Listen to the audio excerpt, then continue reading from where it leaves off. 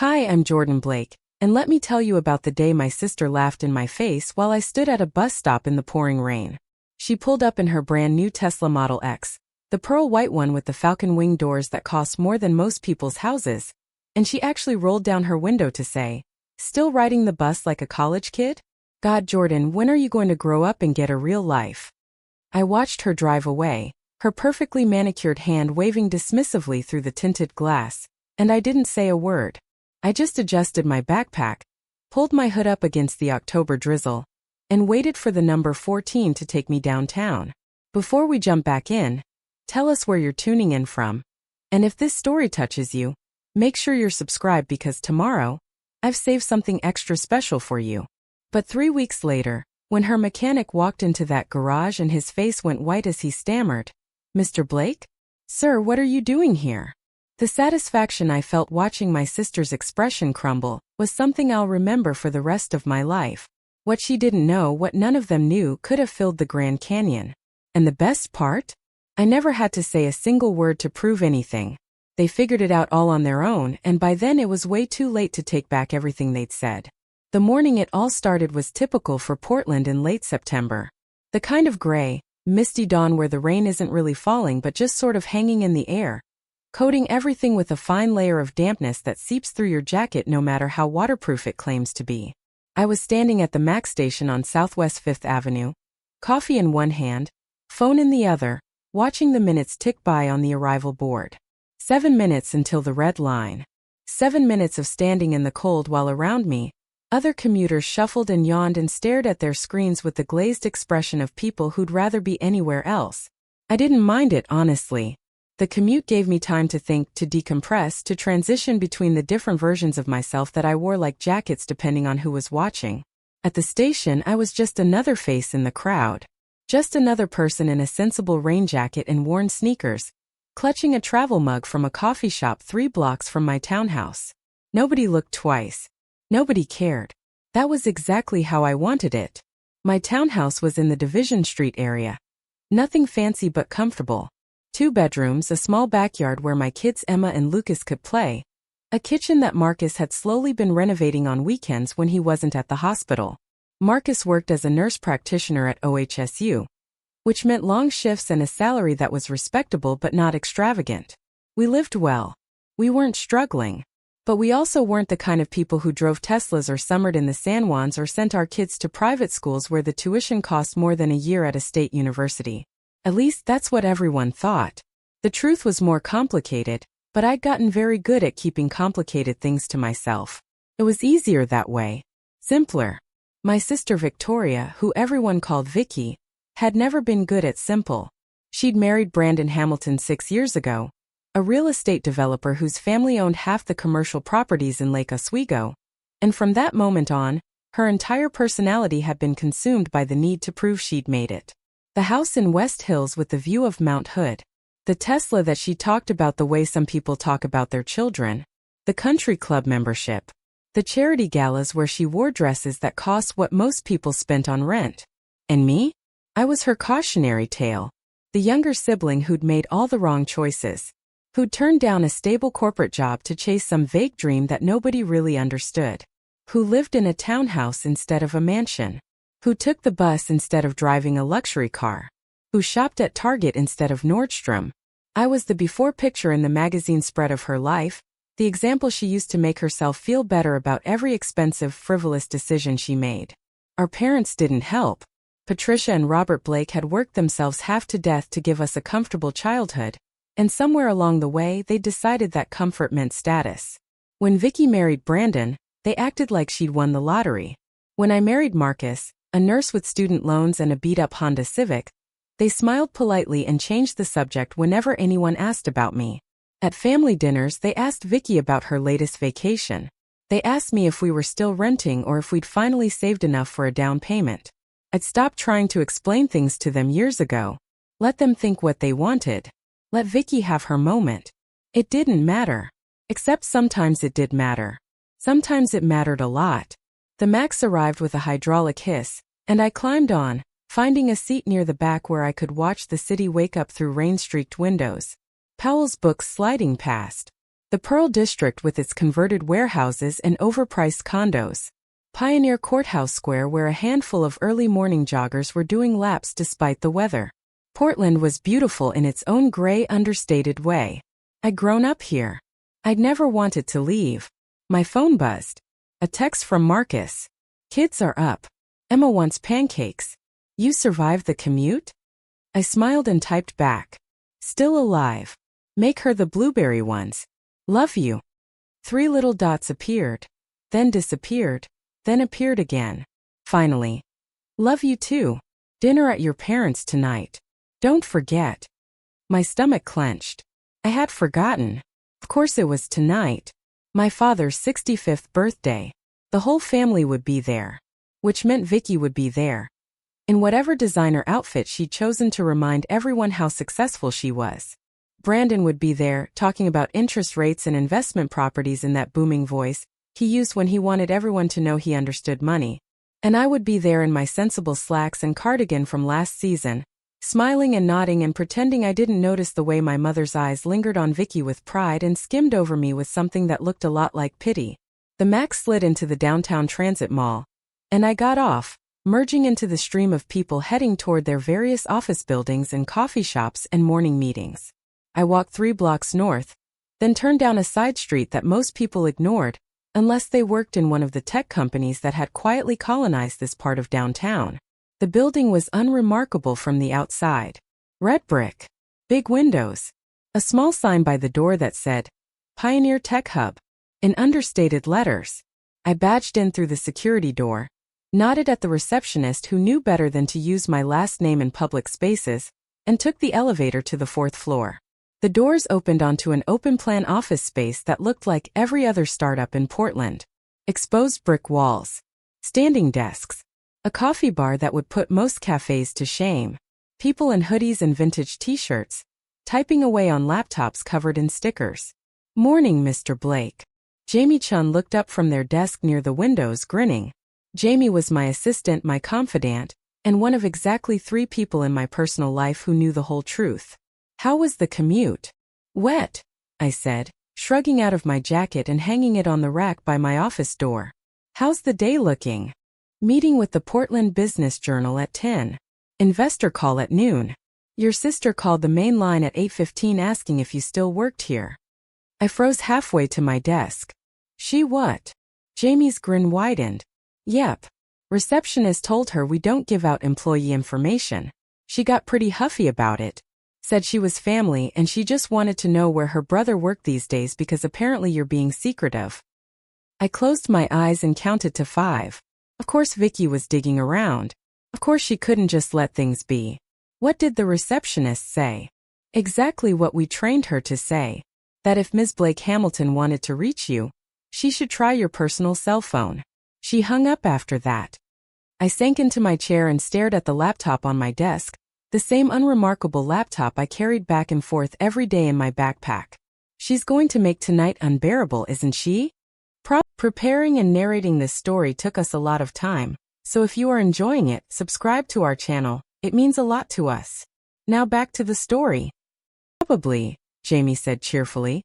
Want me to come as your bodyguard? I can wear a suit. I'll look very professional and intimidating. Despite everything, I laughed.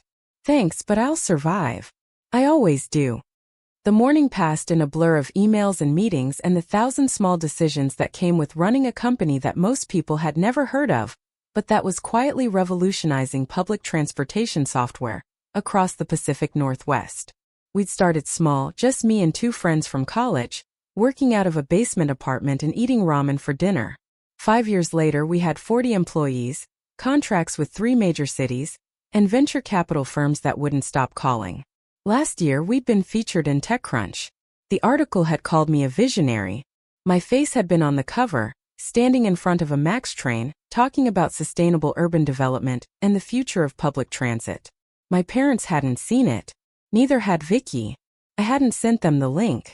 By the time 5 o'clock rolled around, I was exhausted in the particular way that came from spending a day being the person everyone expected me to be. Jordan Blake, CEO. Jordan Blake, the guy with the vision and the plan and the ability to convince investors to write checks with lots of zeros. I changed back into my regular jacket, the one with the frayed cuffs, and caught the Max home. Marcus was in the kitchen when I walked in, stirring something that smelled like garlic and tomatoes. Emma and Lucas were at the table, arguing over a tablet. Normal. Comfortable. Real. How was work? Marcus asked, glancing over his shoulder. Fine. Long. How was yours? 3-year-old with a Lego stuck up his nose. Teenager who thought he could skateboard off a roof. The usual. He smiled and I felt some of the tension in my shoulders ease. Marcus knew everything. He'd known from the beginning. He'd been there in the basement apartment eating ramen, telling me I was crazy, but he believed in me anyway. He'd never once suggested I should tell my family the truth. He understood why I didn't. We have to leave in 30 minutes, he said gently. You okay? I nodded, lying. Yeah, I'm fine.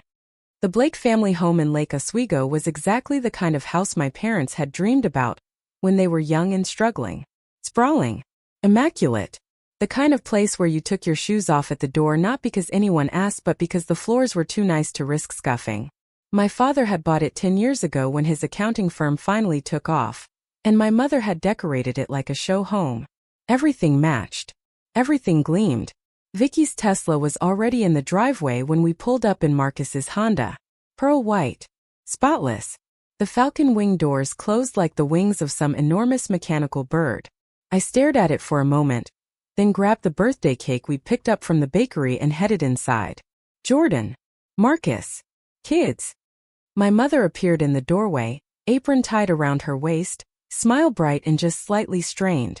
Come in, come in. Vicky and Brandon are already here. We're just waiting on your Uncle Tom. Inside, the house smelled like roast beef and rosemary. My father was in the living room, holding a glass of scotch and talking to Brandon about mortgage rates. Vicky was perched on the arm of the couch, legs crossed, wearing a cream-colored dress that probably cost more than my monthly grocery bill. She looked up when we walked in and her smile sharpened. Jordan, you made it. I was worried the bus schedule might make you late. I felt Marcus's hand tighten slightly on my shoulder, a silent gesture of support. Emma and Lucas had already bolted toward the kitchen where my mother kept a cookie jar specifically for grandchildren, oblivious to the tension that had just filled the room like smoke. I set the cake down on the console table by the door and turned to face my sister with the same calm expression I'd been perfecting for years. Traffic was light, I said evenly. We made good time. Vicky's smile didn't waver, but something flickered in her eyes.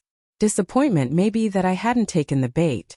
She uncrossed her legs and stood, smoothing down her dress with hands that sparkled with rings I could probably identify by designer if I cared enough to look closely. Well, that's good.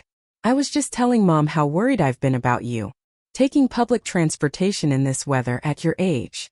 It just seems so unnecessary. Brandon looked up from his conversation with my father, his broad face arranging itself into an expression of concern that didn't quite reach his eyes. It's true, Jordan. I keep telling Vicky we should help you guys out. I've got a buddy who runs a dealership in Beaverton. Could get you into something decent, maybe a used Lexus, very reasonable terms. The offer hung in the air like a grenade with the pin pulled. Marcus's hand moved from my shoulder to the small of my back, steady and warm. My father sipped his scotch and said nothing. My mother called something from the kitchen about dinner being ready in 10 minutes. And I stood there, surrounded by my family, feeling the familiar weight of their assumptions pressing down on me like a physical thing. That's generous, I said, keeping my voice light. But we're fine with our current arrangement. The Max gets me where I need to go. Vicky laughed, a bright tinkling sound that she'd cultivated somewhere between community college and marrying into money. Where you need to go. Jordan, where exactly is that? You've been so mysterious about your job lately. Mom said you barely talk about it anymore. I could feel everyone's attention shift toward me. My father lowered his glass. Brandon leaned back in his chair, arms crossed, with the expression of someone settling in for entertainment. My mother appeared in the doorway, wiping her hands on a dish towel, her face carefully neutral but her eyes sharp with curiosity. I work in tech, I said, which was true. Downtown Portland. It's nothing exciting.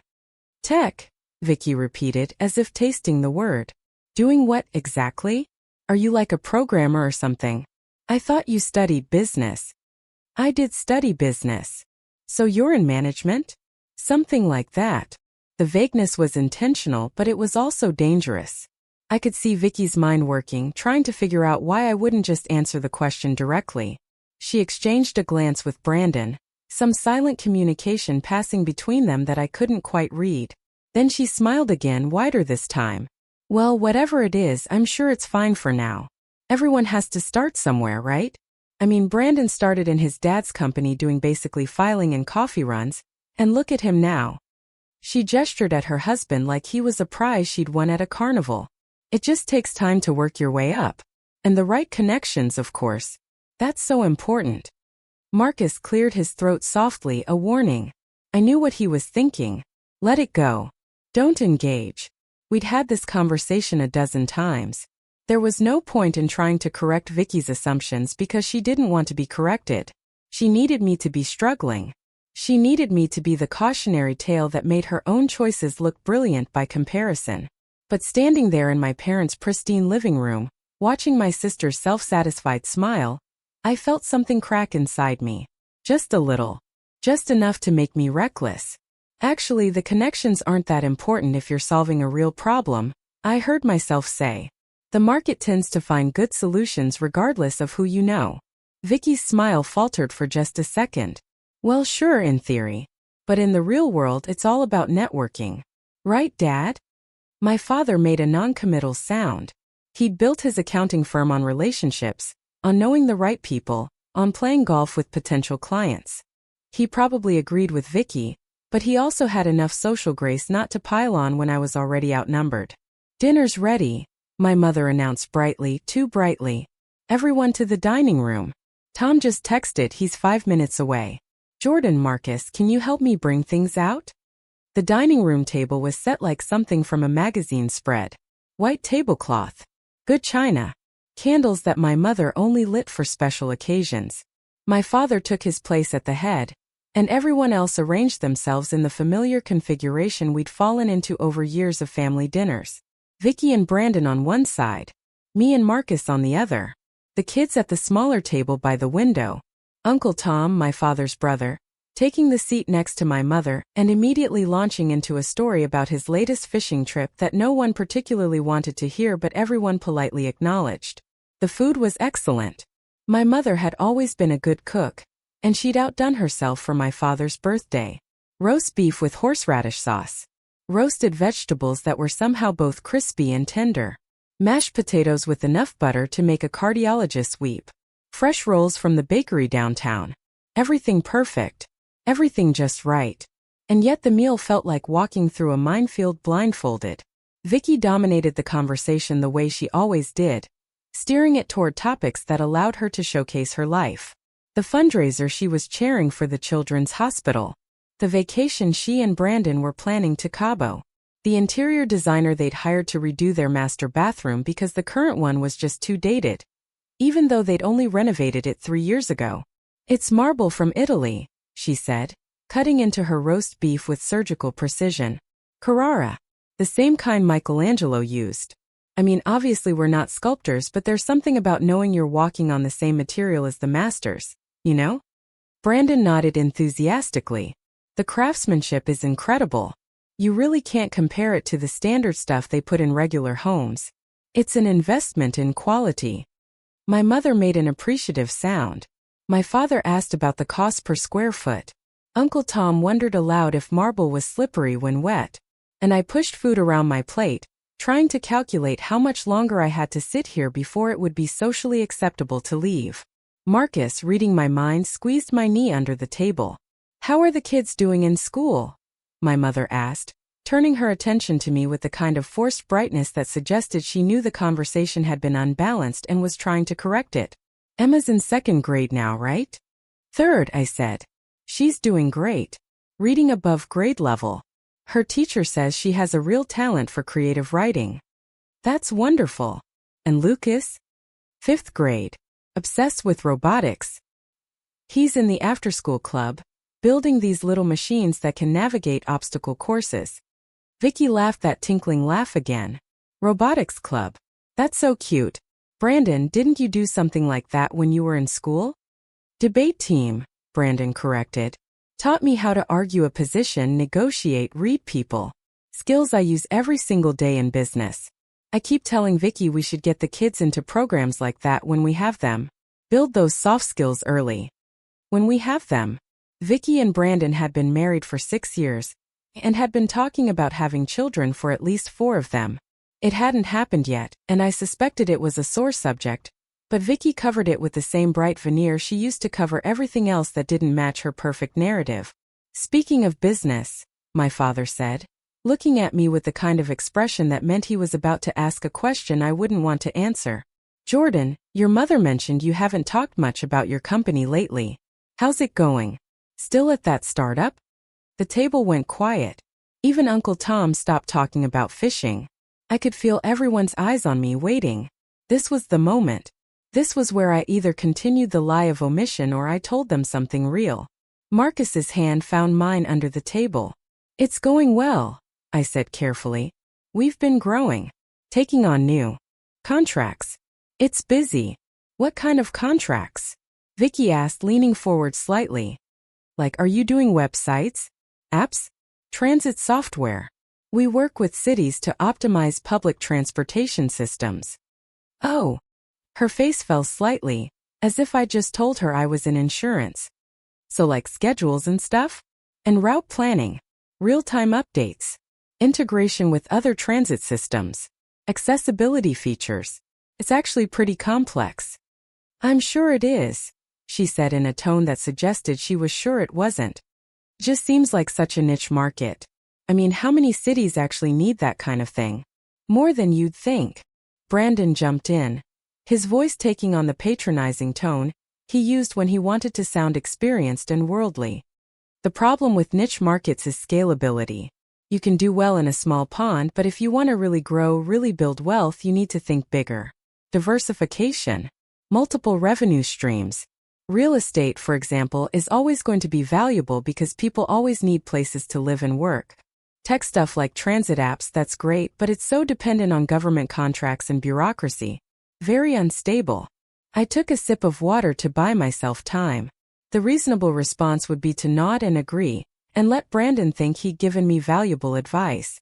The honest response would be to point out that our revenue had grown 300% year over year, and we just closed a funding round that valued the company at $80 million. The smart response was somewhere in between.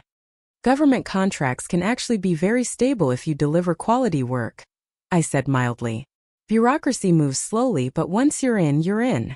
If you say so, Brandon shrugged, returning his attention to his plate. I just think you should keep your options open. Tech is great until the bubble bursts. Then you're back to square one. Vicky reached over and patted my hand like I was a child who just skinned my knee. Don't listen to him, Jordan. I think it's great that you found something you're passionate about. Even if it's not, conventional. Money isn't everything. The irony of Vicky telling me that money isn't everything while wearing a dress that cost more than most people's monthly rent was so thick I could have cut it with a knife. But I just smiled and nodded and let the conversation move on to safer topics. Uncle Tom's fishing trip. The weather. The Trailblazers' chances this season. Dessert was the cake Marcus and I had brought, along with another cake my mother had made because she didn't trust bakery cakes to be fresh enough. We sang happy birthday to my father, who looked vaguely embarrassed by the attention. He made a wish and blew out the candles while Vicky took approximately 47 photos on her phone, each one requiring a slightly different angle or lighting adjustment. These will be perfect for the family Christmas card, she said, scrolling through the images with a critical eye. Oh wait, Jordan, Marcus, can you guys squeeze in closer? You're kind of hidden in the shadow there. We squeezed. More photos. Vicky's commentary on lighting and composition, and whether we should all try one with serious faces instead of smiling. My mother hovering anxiously, asking if anyone wanted coffee. My father looking at his watch subtly, probably wondering when he could reasonably escape to his study. Finally, after what felt like 17 years, we were standing by the door, shoes on, coats retrieved, kids caffeinated enough from cake that the drive home would probably be interesting. My mother hugged us goodbye, pressing Tupperware containers of leftovers into our hands. My father shook Marcus's hand and gave me an awkward side hug. Uncle Tom had already left, and Vicky appeared at my elbow, her perfume overwhelming in the small entryway. "Hey," she said quietly, her voice dropping into something that almost sounded sincere. "Can I talk to you for a second? Alone?" Marcus gave me a questioning look. I nodded, and he herded the kids out to the car, leaving me and Vicky standing in the foyer while Brandon chatted with my father in the living room. "I'm worried about you," Vicky said once we were alone. "I know I joke sometimes, but seriously, Jordan, I'm concerned. You're 35 years old and you're still taking the bus. You're living in a townhouse.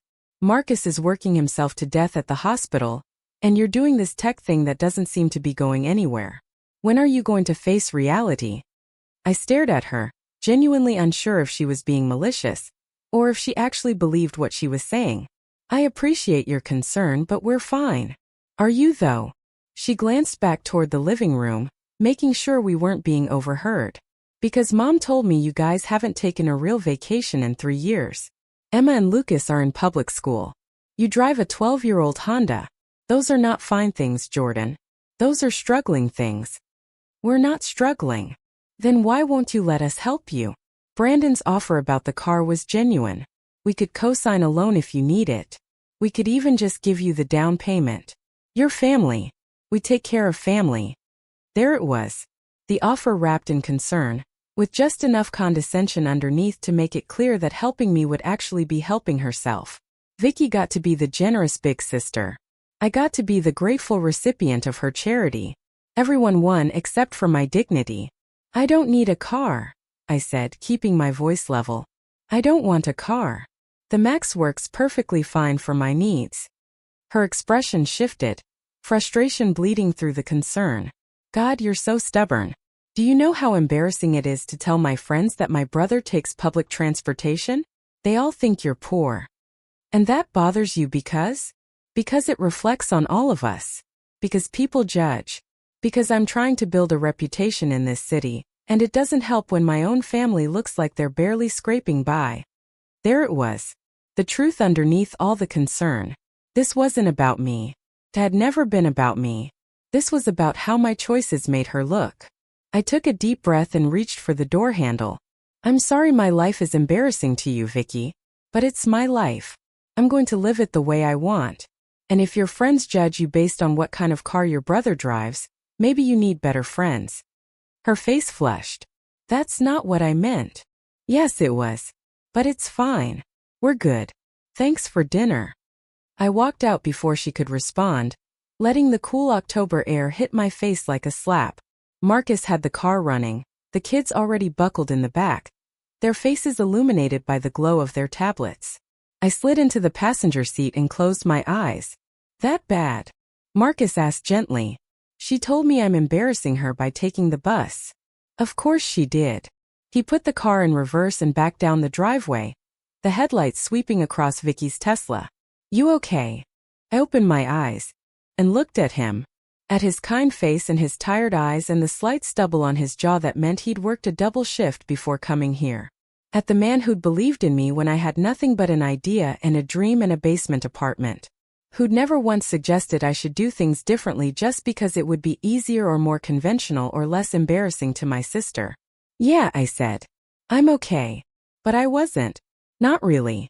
Because as we drove away from that perfect house with its perfect lawn and its perfect image, I couldn't stop thinking about Vicky's face when she'd said those words. How much it bothered her. How much my choices, my life, my existence offended her sense of how things should be. And I wondered, not for the first time, what would happen if she ever found out the truth. The weekend passed in the usual blur of domestic chaos. Emma had a soccer game on Saturday morning that went into overtime, and left everyone exhausted and slightly sunburned despite the October clouds. Lucas spent most of Sunday building a robot out of a kit Marcus had brought home from work, some kind of therapeutic tool that the hospital was phasing out. The house smelled like pancakes and coffee, and the particular scent of childhood that I knew would someday be gone, but right now was just part of the fabric of daily life. Marcus and I didn't talk about dinner at my parents' house. We didn't need to. We'd had this conversation in various forms over the years, and we both knew where we stood.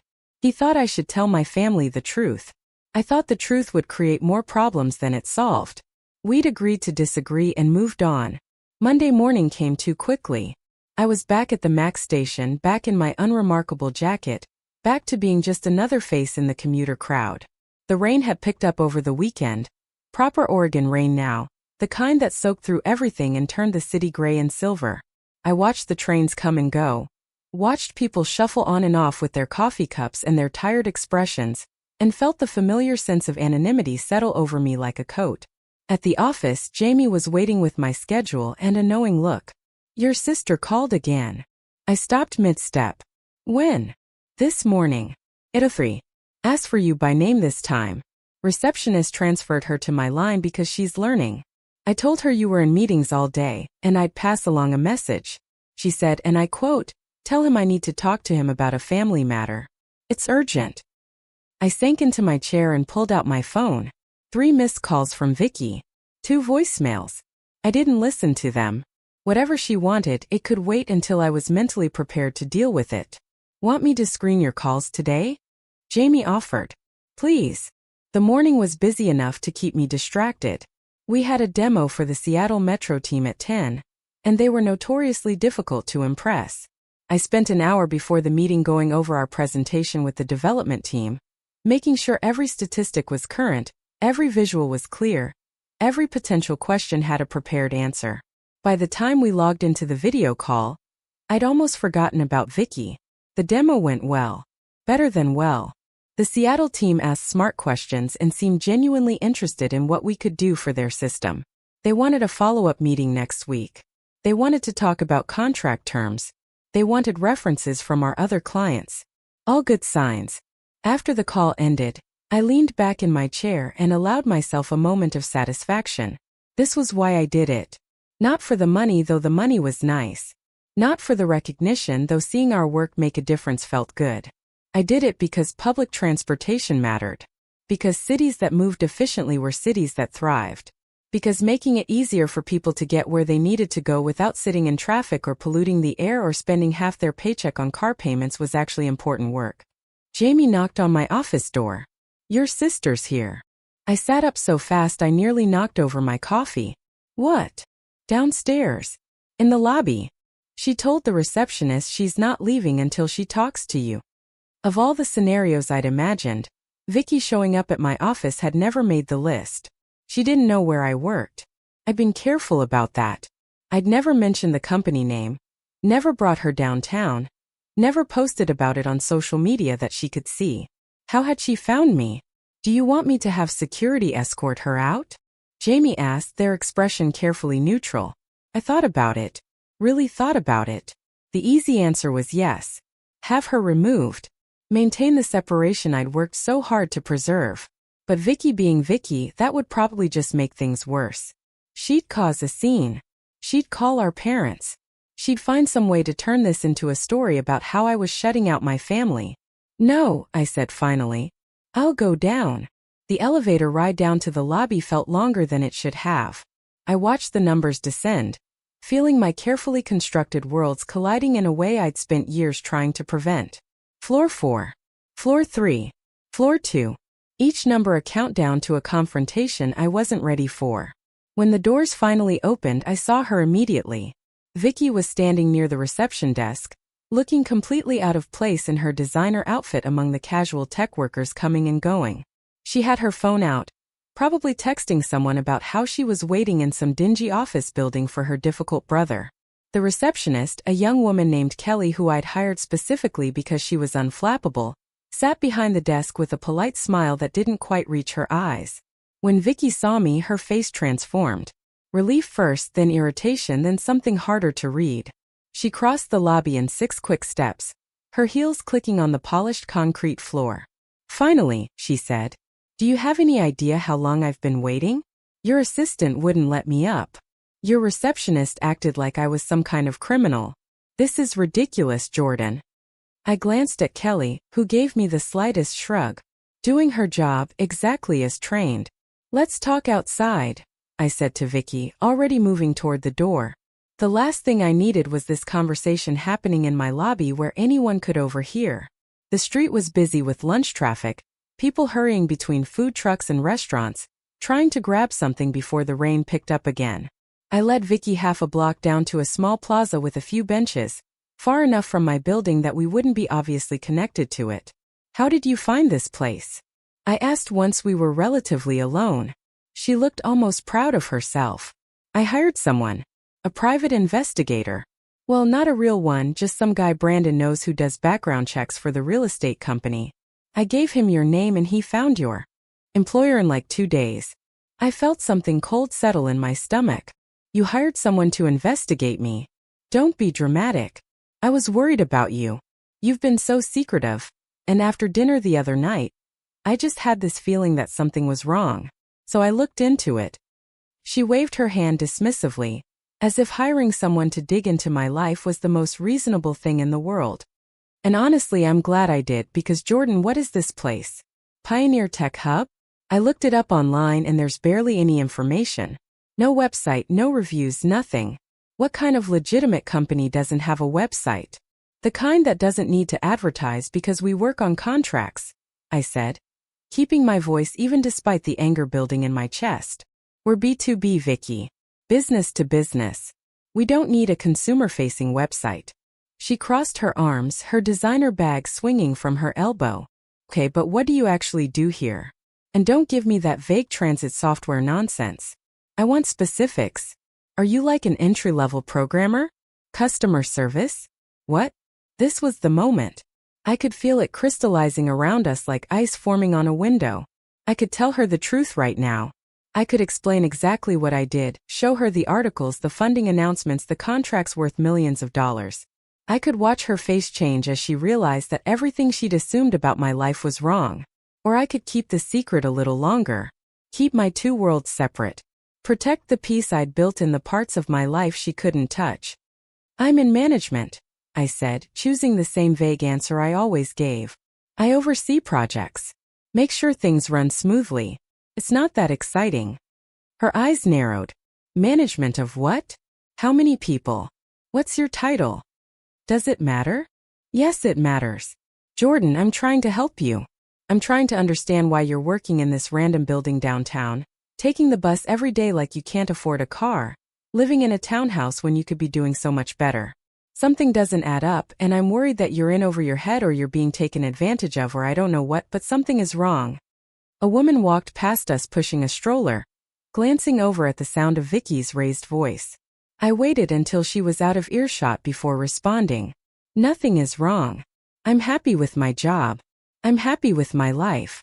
I'm happy taking the bus and living in my townhouse and raising my kids the way Marcus and I have chosen to raise them.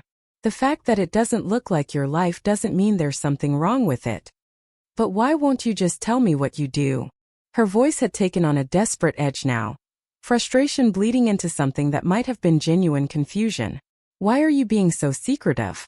We're family, Jordan. Family doesn't hide things from each other. The hypocrisy of that statement, coming from someone who'd spent the last 6 years using me as a prop in her story of success, was almost funny. Almost. You want to know what I do? I asked. Fine. I work in public transit optimization. I manage teams that develop software to make buses and trains run more efficiently. I work with city planners and transportation departments to solve problems that affect thousands of people every single day. It's technical, it's complicated, and it's not glamorous. But it's important work, and I'm good at it. Is that specific enough for you? She stared at me for a long moment, her expression cycling through several emotions I couldn't quite name. So you're like a middle manager at a transit company. Something like that. And this is what you left a potential corporate career for? This is the dream you were chasing? Yes. She laughed, but it sounded hollow. God, Jordan. I just don't get you. Do you know what Brandon was making by the time he was 35? Do you know what our house is worth? What our portfolio looks like? And you're here managing bus schedules, proud of yourself for taking public transportation like it's some kind of virtue. It's just sad. I should have let it go. I should have ended the conversation and gone back to work and let her believe whatever she wanted to believe. But something in the way she said it, the genuine pity in her voice, like she actually thought she was better than me, cracked the last bit of restraint I had. I'm not proud of taking public transportation. I said quietly. I'm proud of the work I do. I'm proud of the problems I solve. I'm proud of building something from nothing and watching it grow into something that actually matters. And I'm sorry that doesn't fit into your definition of success, but I genuinely don't care what you think my life should look like. Her face flushed. You know what? Fine. Be proud of your bus schedules. Be proud of your little tech job that nobody's ever heard of. But don't come crying to me when you're 50 and still struggling. When you realize you wasted your best years on something that never panned out. I tried to help. I tried to be a good sister. But you're too stubborn to accept it. She turned and walked away before I could respond, her heels clicking an angry rhythm on the concrete. I watched her go, feeling the adrenaline drain out of me and leave behind something that felt like exhaustion mixed with relief. She'd found my office, but she hadn't found the truth. She'd looked at the building, the lack of flashy website, the modest exterior, and she'd seen exactly what she expected to see. Proof that I was struggling. Evidence that her assumptions were correct. It should have felt like a victory. Instead, it just felt sad. I went back upstairs and found Jamie waiting by my office with 2 cups of coffee and a concerned expression. That looked intense from up here. Well, not that I was watching out the window or anything. I took one of the coffees gratefully. She hired someone to find out where I work. Jamie's eyebrows shot up. Seriously? That's not creepy at all. She thinks she's helping. She thinks I'm failing and she needs to save me from myself. I sank into my chair and stared at the laptop screen, at the email inbox that had filled up while I was downstairs dealing with family drama. I should just tell her. Get it over with. Stop playing this game. You could, Jamie said carefully. Or you could keep doing what you're doing. Keep your work life separate. Keep this space yours. There's no rule that says you have to share everything with family, especially when they've proven they can't handle the information without making it about themselves. I knew Jamie was right. I'd known it for years. But knowing something intellectually and feeling it emotionally were 2 different things. Part of me still wanted my family to be proud of me. Still wanted my parents to look at me the way they looked at Vicky. Still wanted my sister to see me as an equal instead of a charity case. The rest of the day passed in a blur of meetings and emails and small fires that needed putting out. By the time 5 o'clock rolled around, I was mentally exhausted in a way that had nothing to do with work. I caught the Max home, watching the city slide past through rain-streaked windows, thinking about Vicky's face when she'd called my life sad. Marcus was home early for once, already starting dinner when I walked in. The smell of onions and garlic filled the kitchen, and I could hear the kids upstairs, probably playing some video game that involved a lot of shouting and fake explosions. Rough day? Marcus asked, glancing over at me as I dropped my bag by the door. Vicky showed up at my office. He turned off the burner and gave me his full attention. What? I told him the whole story while he leaned against the counter, his arms crossed, his expression growing darker with each detail. When I got to the part about the private investigator, he actually swore, which he rarely did. She hired someone to investigate you. Her own brother. That's insane, Jordan. She thinks she's helping. She thinks she's entitled to control your life. There's a difference. He pushed off from the counter and pulled me into a hug, and I let myself lean into him, into the solid warmth of someone who actually understood. You know what I think? I think it's time to stop hiding. Tell your family the truth.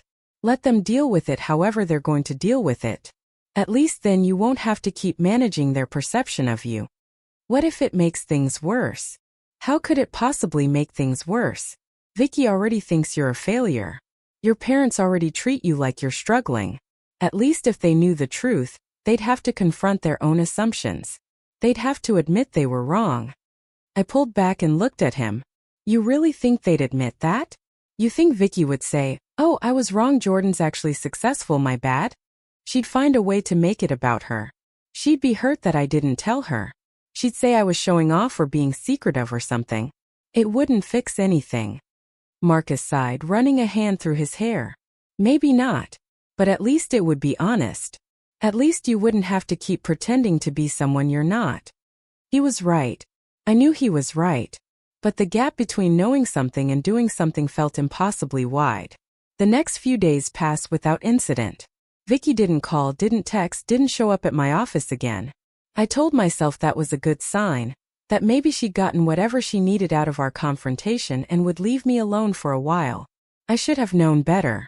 Thursday afternoon, Jamie appeared in my office doorway with an expression I'd learned to interpret as incoming bad news.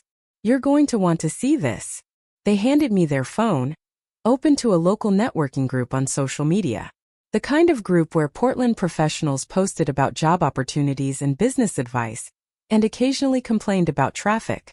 And there, posted 3 hours ago, was a message from Victoria Blake Hamilton. "Does anyone know anything about a company called Pioneer Tech Hub? My brother works there and I'm trying to help him find better opportunities, but I can't find much information about them online. Any insights would be appreciated." I stared at the screen, reading the message 3 times to make sure I wasn't misunderstanding. She'd posted about me, about my company, in a public forum with over 10,000 members. How many people have seen this? I asked, my voice coming out strangled. Based on the view count, probably a few thousand. And Jordan, there are comments. I scrolled down. Most of them were innocuous, people saying they'd never heard of the company or suggesting Vicky contact the Better Business Bureau. But then I saw one that made my blood run cold. Wait, is this the same company that just closed that big deal with Seattle Metro? I read about it in the Business Journal. I think the CEO's name is Blake. Is that your brother? And below that, someone else had chimed in. Oh yeah, Pioneer Tech is legit.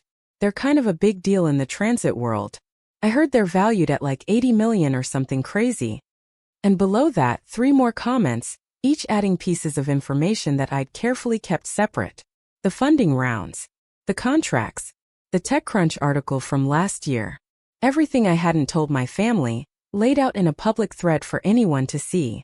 The last comment was from someone I didn't recognize. If your brother is the Jordan Blake who started Pioneer Tech, you should be proud of him, not trying to find him better opportunities. He's doing better than most people in this city ever will. I handed the phone back to Jamie, my hands shaking slightly. She's going to see those comments. Probably already has. The last one was posted 20 minutes ago. I pulled out my own phone. No missed calls. No messages. But that didn't mean anything. Vicky could be reading those comments right now. Her perfect narrative crumbling as strangers on the internet told her what I'd refused to tell her myself. What do you want to do? Jamie asked. I thought about it. I could call her. I could try to explain. I could attempt some kind of damage control.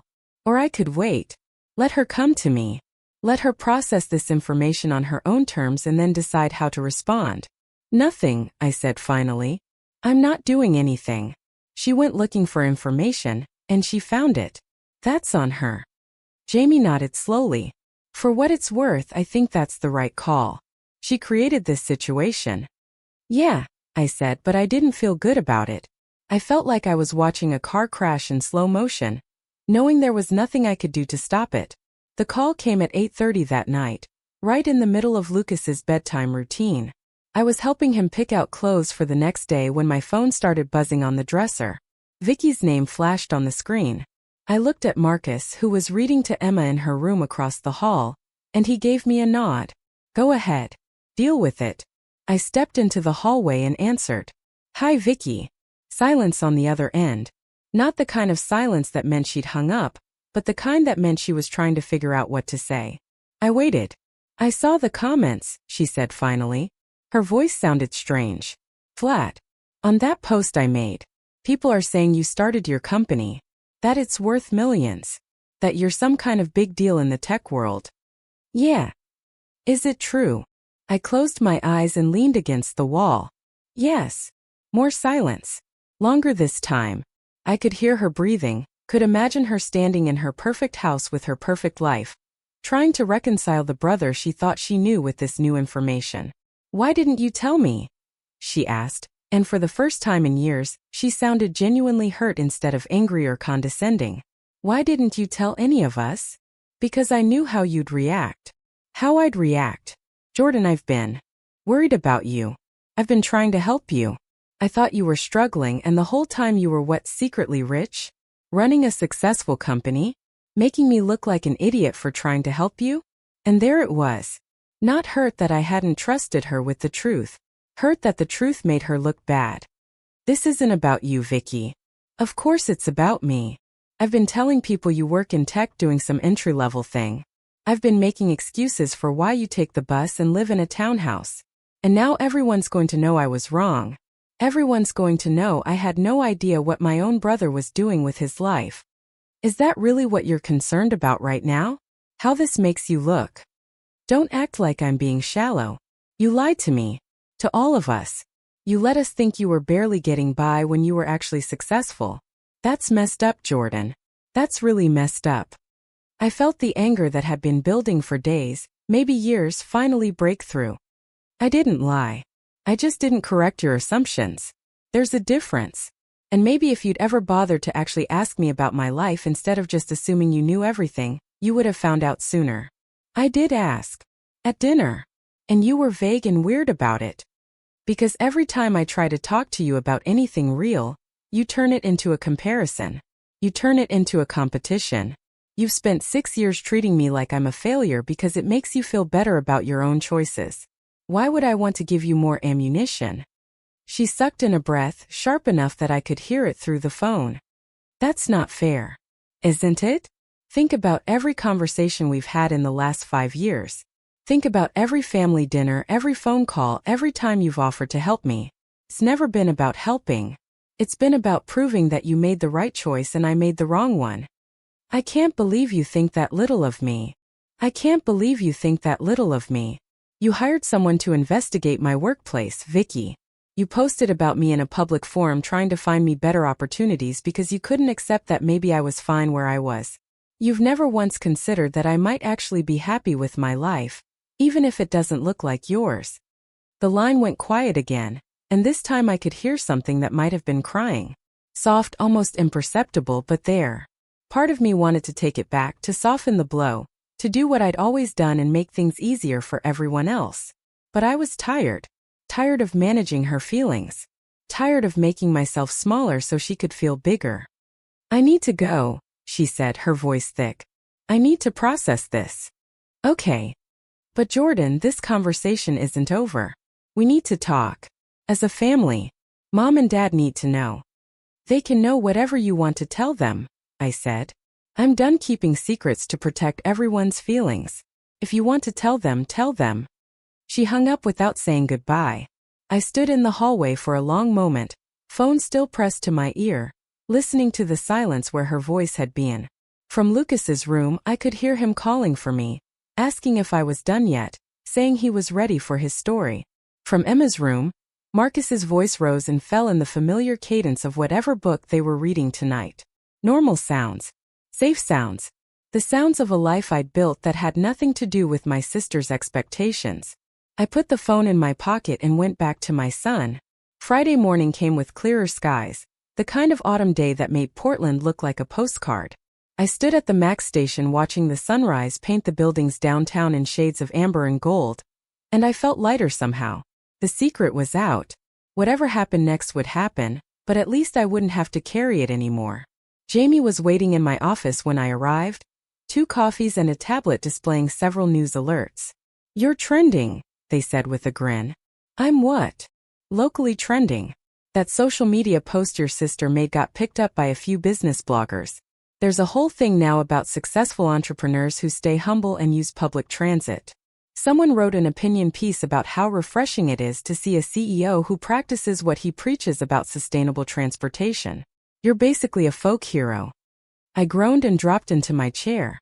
This is exactly what I didn't want. I know, but look at the bright side. The Seattle Metro people saw the articles. They're thrilled. Apparently they love that you're not just talking about public transit, you're living it. They fast-tracked the contract. We're getting the formal offer letter today. That stopped me. Today. Because of your sister's internet drama, we're about to close a deal worth $15 million over 3 years. So maybe buy her a thank you card or something. I laughed despite myself. She's going to love that.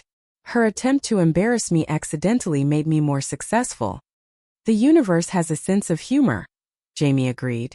Also, your dad called the main line this morning. Before I could screen it, Kelly transferred him to me. He wants you to call him back. Says it's important. I checked my phone. 3 missed calls from my father, 2 from my mother, and a text from Vicky that just said, "I told them." No other context. No explanation. Just those 3 words. I should have felt anxious. Instead, I mostly felt relieved. The secret was fully out now. Whatever my parents thought, whatever they felt, I'd deal with it. But I wouldn't have to pretend anymore. I called my father back during my lunch break, stepping outside into the weak sunshine and walking to the small plaza where I'd confronted Vicky earlier that week. He answered on the second ring. "Jordan, thank you for calling back." His voice sounded formal, the way it did when he was dealing with something uncomfortable. I braced myself. "Vicky told us about your company, about what you've been doing these past few years. Your mother and we didn't know." "I know you didn't. Why didn't you tell us?" It was the same question Vicky had asked, but coming from my father it carried different weight. He wasn't accusatory, just genuinely confused. I tried to find the right words. Because I didn't want it to become a thing. I didn't want family dinners to turn into business discussions. I didn't want advice I didn't ask for or comparisons or any of it. I just wanted to build something on my own terms without everyone weighing in. "But we're your parents, Jordan. We want to know what's happening in your life. We want to be proud of you." Something in my chest twisted at that. You could have been proud of me anyway. You didn't need to know how much money I was making or how successful the company was to be proud of the fact that I was working hard and raising my kids and building a life I believed in. But that's not how it works in our family, is it? Success has to look a certain way. It has to be visible. It has to be something you can brag about at dinner parties. He was quiet for a long time. In the background, I could hear my mother saying something I couldn't make out. Finally, he spoke again. "That's not entirely fair. Isn't it? Think about how you talk about Vicky versus how you talk about me. Think about whose accomplishments get mentioned first, whose life gets held up as the example. I'm not saying you love her more, but you definitely respect her life more than mine. Or you did, until you found out mine came with a price tag you approved of." "Jordan." His voice had taken on an edge now. "You're being unfair. If we didn't talk about your work as much, it's because you didn't talk about it. You were secretive. You were vague. What were we supposed to think? You were supposed to trust that I knew what I was doing. You were supposed to believe that your son wasn't an idiot who couldn't manage his own life. Instead, you let Vicky talk about me like I was a charity case and you never once shut it down. You never once said, 'Hey, maybe Jordan's happy with his choices.' You just went along with her narrative because it was easier than questioning it." Another long silence. I could picture him in his study, sitting in the leather chair he loved, trying to find the right response. The response that would smooth this over, make it okay, return us to the comfortable dynamic where nobody said what they actually meant. "Your mother wants to have dinner," he said finally. "All of us. Tomorrow night. To talk about this properly. Will you come?" Every instinct told me to say no, to keep the distance I'd worked so hard to maintain. But I thought about Marcus's words from earlier in the week. At least it would be honest. At least you wouldn't have to keep pretending. "I'll come," I said. "But we're having a real conversation. No more dancing around things. No more pretending. If we're doing this, we're doing it honestly." "Agreed," my father said, and he sounded tired. "Tomorrow at 6. I hung up and stood in the plaza for a few more minutes, watching office workers hurry past on their lunch breaks, thinking about how strange it was that a simple social media post had unraveled years of careful separation. Vicky had been trying to prove I needed help, and instead she'd proven the opposite. Now I had to figure out what came next. The rest of Friday passed in a strange blur. The Seattle contract came through exactly as Jamie had said, and we spent the afternoon celebrating in the office with pizza and craft beer, and an impromptu game of ping pong that I lost spectacularly to our lead developer. My phone kept buzzing with messages from people I hadn't heard from in years, former classmates and old colleagues who'd seen the articles and wanted to reconnect, or congratulate me, or pitch me their own startup ideas. I ignored most of them. By the time I got home, I was exhausted in a way that had nothing to do with work. Marcus took one look at my face and ordered Thai food, shepherding the kids through dinner and bedtime while I sat on the couch and stared at nothing. When the house was finally quiet, he sat down next to me and handed me a beer. "Family dinner tomorrow?" he asked. "Family dinner tomorrow." Want me to come? I thought about it. Having Marcus there would make it easier, give me someone on my side, someone who understood. But it would also change the dynamic, make it harder for my family to be completely honest. This conversation needed to happen with just us. I think I need to do this alone, I said. But thank you. He nodded, understanding in the way he always did. Whatever happens, you know where I stand. You know the kids and I are proud of you. The rest is just noise. I leaned into him, grateful beyond words for this man who believed in me when I had nothing but ideas and ambition. Who'd eaten ramen and shared a basement apartment, and never once suggested I should do something more practical. Who'd seen me, really seen me, in a way my family never had. Saturday felt like the longest day of my life. I tried to stay busy, helping Lucas with his robot, taking Emma to her friend's birthday party, doing laundry and grocery shopping and all the mundane tasks that usually grounded me. But my mind kept circling back to the dinner, to what I'd say, to how they'd react. Part of me wanted to prepare a speech, bullet points of everything I'd been holding in for years. But that felt performative. This needed to be a conversation, not a presentation. Marcus drove me to my parents' house at 5:45. The Tesla wasn't in the driveway yet, which meant Vicky and Brandon hadn't arrived. Good. Maybe I'd have a few minutes to settle in before things got complicated. My mother opened the door before I could knock, her face a careful mask of normalcy that didn't quite hide the tension around her eyes. Jordan, come in. Your father's in the living room. The house smelled like pot roast, my mother's comfort food. The thing she made when she wanted to remind everyone that we were still a family no matter what else was happening. I followed her inside, taking off my shoes, feeling like I was walking into an ambush even though I'd agreed to be here.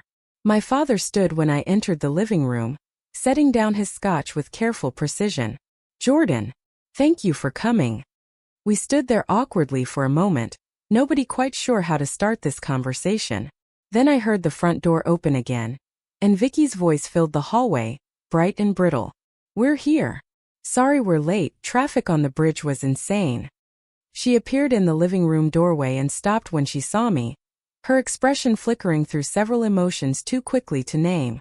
She looked tired despite the perfect makeup, her designer dress somehow lacking its usual impact. Brandon appeared behind her, his usual confidence dimmed, like he wasn't sure what role he was supposed to play in this family drama. Hi, Vicky said, directing it at me but not quite meeting my eyes. Hi. My mother clapped her hands together with forced cheerfulness. Why don't we all sit down? Dinner will be ready in 20 minutes. We can talk first. We arranged ourselves in the living room like we were preparing for a negotiation. My parents on the couch. Vicky and Brandon in the armchairs. Me in the chair by the window, the one that had always been mine during family meetings when I was growing up. The chair where I'd sat when they told me about my grandmother's death. Where I'd explained why I was dropping out of grad school to start a company. Where I'd announced I was marrying Marcus.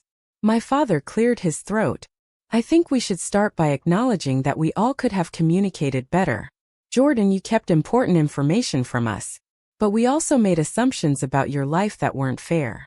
So before we go any further, I want to apologize for that. For not asking more questions. For not being more interested in what you were actually doing. It was a good apology, the kind my father was practiced at giving after years of mediating business disputes. But it felt incomplete, like he was apologizing for a symptom without acknowledging the disease. I appreciate that, I said carefully. But the reason I didn't tell you wasn't just about communication. It was about how this family defines success. About how we measure worth. About how Vicky has spent years treating me like I was failing. And none of you ever pushed back on that narrative. Vicky's head snapped up. That's not true. I was trying to help you. You were trying to fix something that wasn't broken. There's a difference. But you let me think you were struggling. You let all of us think that. How was I supposed to know you were actually fine? You could have asked. You could have said, hey Jordan, are you happy with your life? Instead of just assuming I wasn't because it didn't look like yours. You could have trusted me to know what I was doing instead of deciding you needed to rescue me. My mother intervened, her voice soft but firm. Vicky, honey, I think what Jordan's saying is that help isn't really help if it comes with judgment attached. And Jordan, I think what your sister is saying is that she genuinely didn't know. From the outside, your life looked very different from what it actually was. That was intentional, I said. I didn't want you all measuring my success by your standards. I didn't want to hear Dad talk about diversification or Brandon give me real estate advice or Vicky compare our houses and cars and vacations. I just wanted to build something that mattered to me without everyone's opinions. My father leaned forward, his hands clasped between his knees. But that's what family does, Jordan. We share our lives with each other. We ask for advice. We support each other. By keeping this secret, you cut yourself off from that support system. What support system? The one where Vicky calls me an embarrassment because I take the bus? The one where you and Mom spend every family dinner asking about her latest vacation, while barely remembering what my kids' names are? That support system? The words came out harsher than I'd intended, and I saw my mother flinch. Vicky looked down at her hands. My father's jaw tightened. That's not entirely accurate, he said stiffly. It's accurate enough. Look, I'm not saying you're terrible people, or that you don't love me. But I am saying that you've made it very clear over the years what kind of success you respect, and what I was doing didn't fit that mold. So I stopped trying to make it fit. I just lived my life and let you think what you wanted to think. Brandon spoke up for the first time, his voice uncertain. For what it's worth, man, I think what you built is impressive. Really impressive. I read some of those articles after Vicky showed me. The stuff you're doing with transit optimization, the contracts with major cities, that's legitimately cool. I wouldn't have known how to do any of that. It was probably the most genuine thing Brandon had ever said to me. I nodded at him, acknowledging it. Vicky was crying now, not dramatically but quietly, tears running down her face that she didn't bother to wipe away. I'm sorry, she said, her voice thick. I'm sorry I made you feel like you needed to hide from us. I'm sorry I was so focused on how things looked that I didn't see what was actually happening. I thought I was being helpful, but I was just being horrible, wasn't I? I looked at my sister, really looked at her, and saw something I hadn't noticed before. She was tired.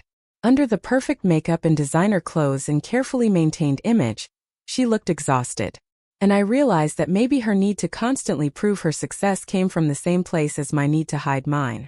We were both trying to control a narrative, just in different directions. You weren't horrible, I said, and I meant it. You were just wrong. About me. About what I needed. About what made me happy.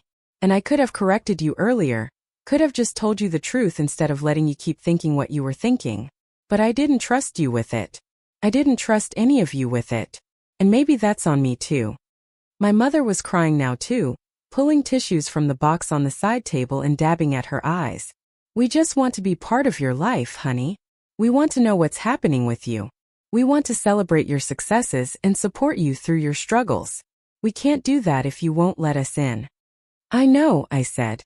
But you have to understand why I built those walls.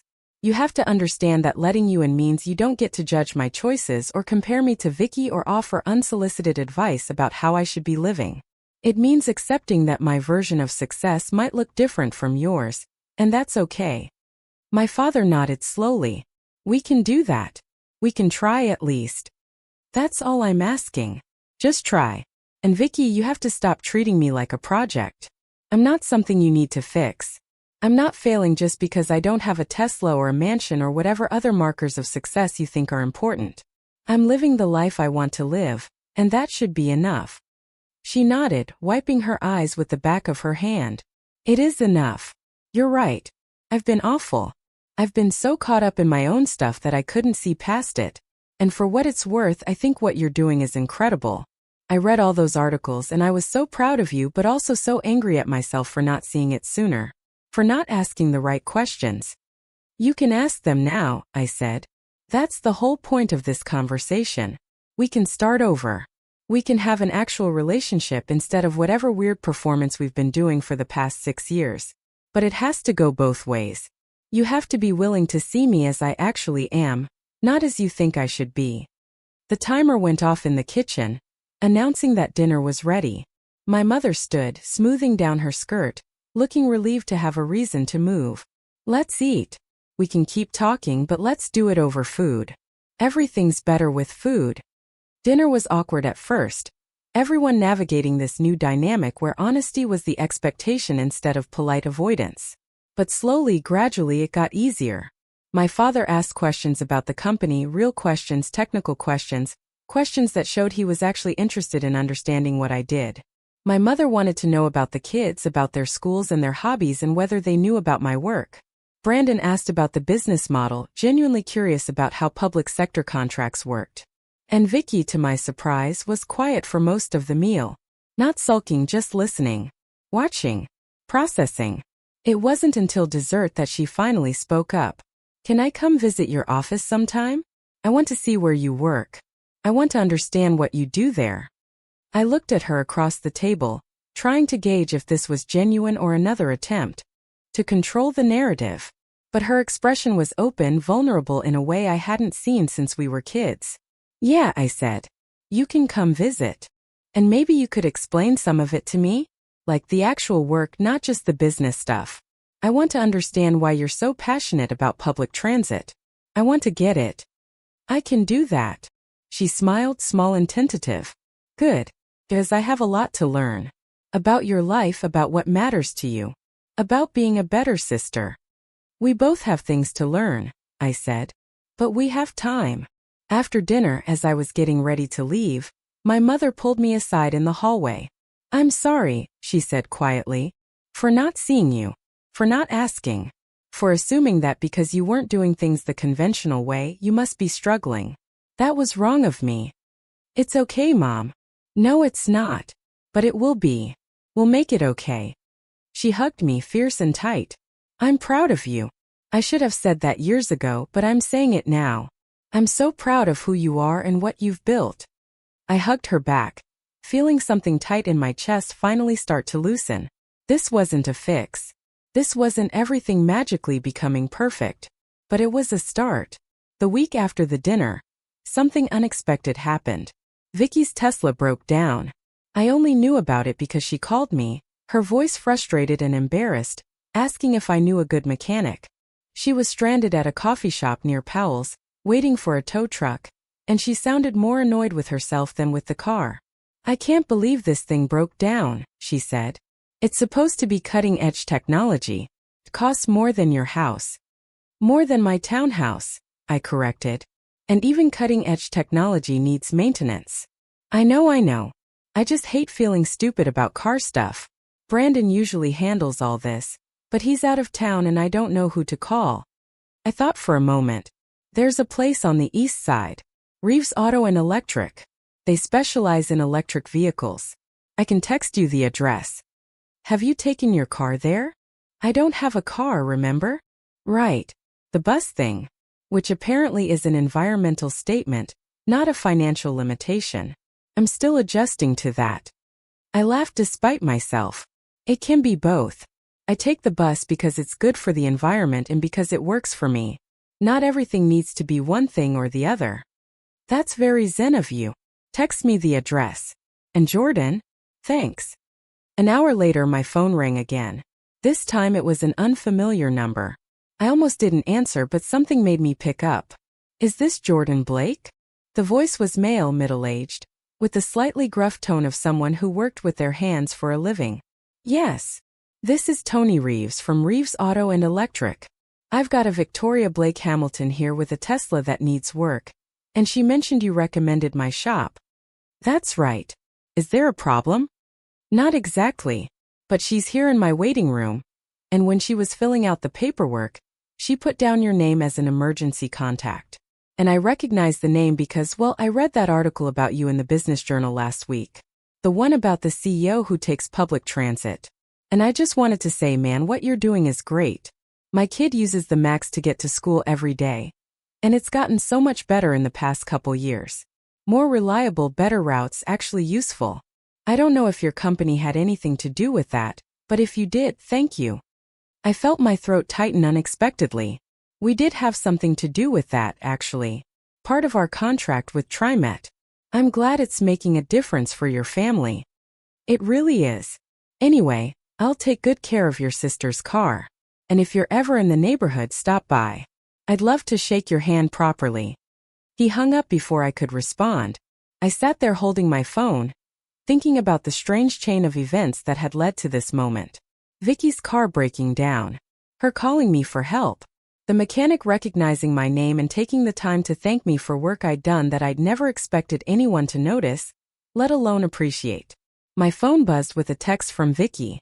"Why didn't you tell me you were famous? The mechanic just spent 10 minutes gushing about you." I smiled and typed back. "I'm not famous. I just do good work. Humble and successful. I'm learning a lot about you this week." Good.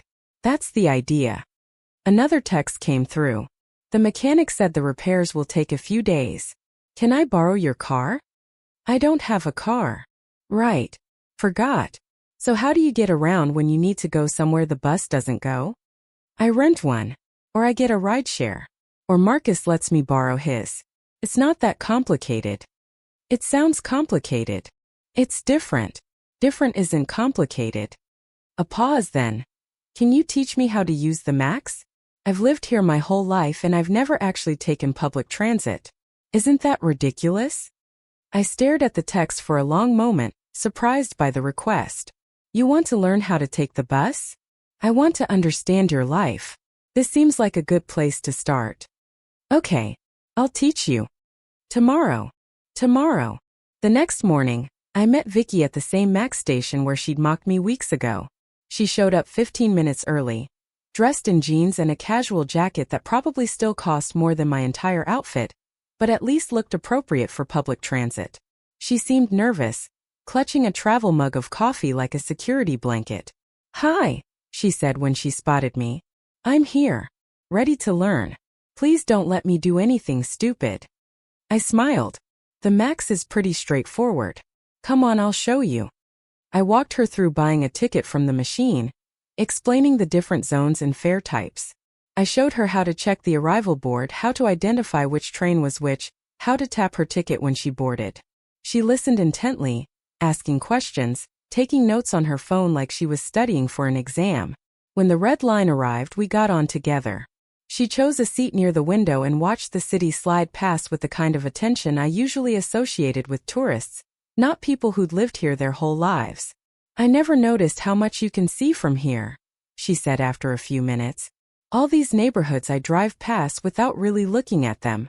It's different when you're going slower." That's one of the things I like about it. You see the city differently. You notice things. We rode downtown in comfortable silence, and I realized this was maybe the first time in years that Vicky and I had spent time together without performing for anyone else. No parents watching. No husbands mediating. Just the two of us riding the Max like normal people. "Can I ask you something?" she said as we approached Pioneer Square. "And you can tell me if it's too personal." "Sure.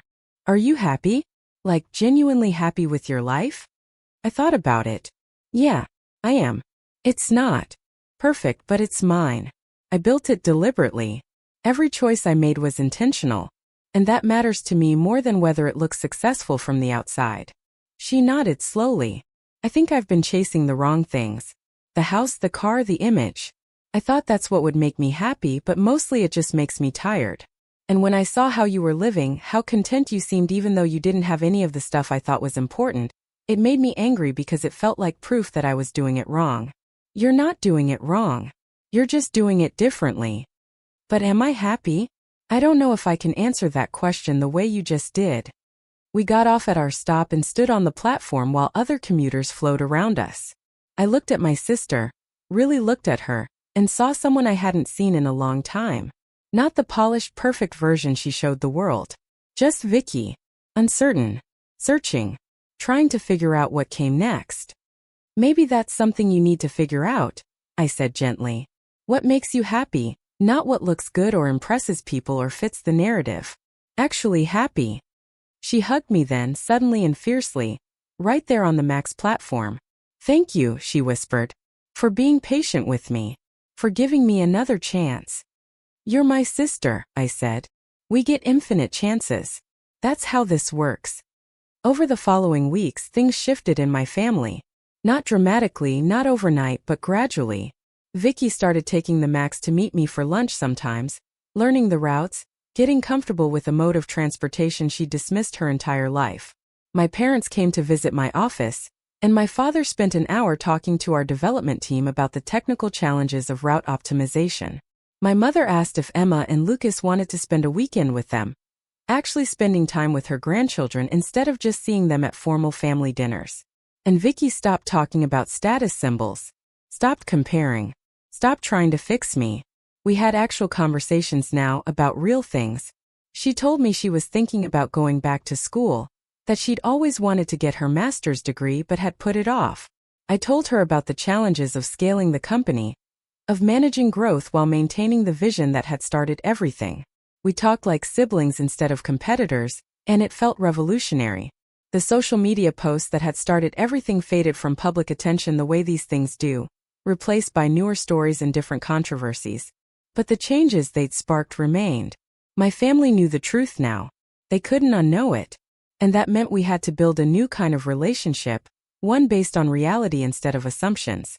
One Saturday morning, a few months after that first family dinner, I was at the Mac station on my usual commute when I saw it. Vicky's Tesla, parked in the lot near the transit center. And Vicky herself standing at the platform, tapping her transit card against the reader, boarding the same train I took every day. She saw me and grinned.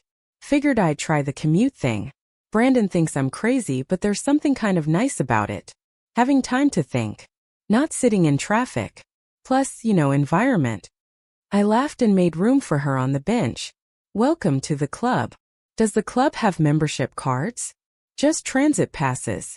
Then I guess I'm officially in.